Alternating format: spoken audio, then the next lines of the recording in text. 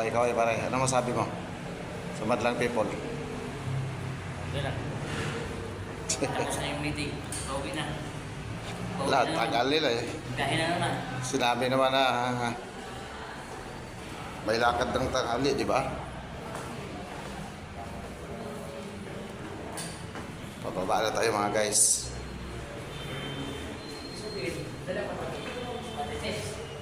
Papunta ng araw rito eh. Nasa sasakyan na, sabi ni Lado.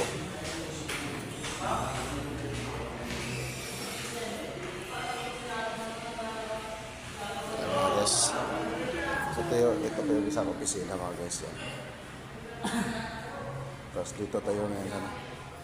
Sa may galing tayo dyan sa hagdanan yan. Tayo tayo sa taas. Uwian na mga guys kasi may lakad sila.